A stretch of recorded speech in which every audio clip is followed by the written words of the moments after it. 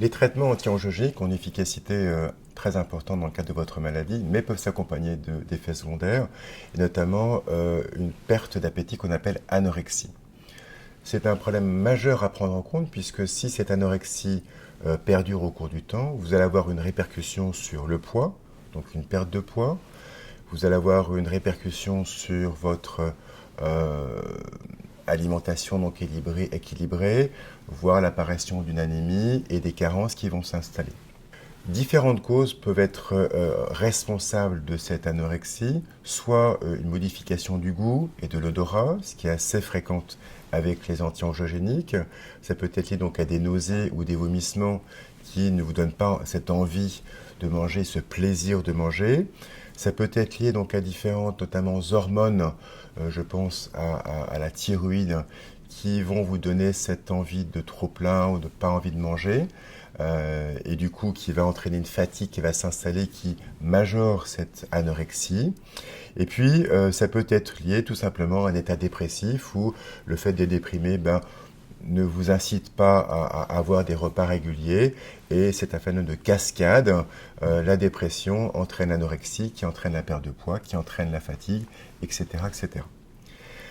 La chose importante devant toute anorexie, c'est que vous puissiez contrôler votre poids régulièrement et sur un petit carnet, de façon à éviter de vous voir un mois après que vous avez perdu 5 ou 10 kilos et qu'il va falloir rattraper tout ça très vite.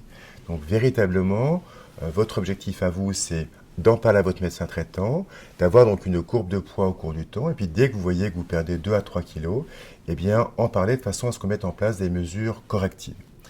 Quelles sont-elles? Premièrement, c'est boire beaucoup.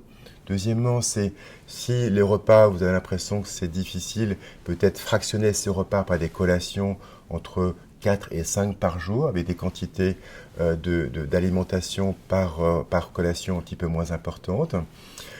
Prendre à chaque fois donc, des boissons, du thé, des boissons tièdes ou chaudes, de façon à faire passer les repas. Toujours une bonne hydratation. Et puis aussi éviter certains aliments, notamment les noix qui entraînent des aftes dans la bouche, les repas trop épicés qui peuvent s'accompagner de troubles digestifs, par exemple. Voilà. En plus de cette alimentation donc adaptée, faire de l'exercice va entraîner un besoin de manger, de s'alimenter, et essayer de trouver donc au cours de la journée des petits moments, 10 à 15 minutes maximum, d'exercice simple, sans aller donc à l'excès, de façon à vous donner justement cette envie de vous réalimenter au cours du temps.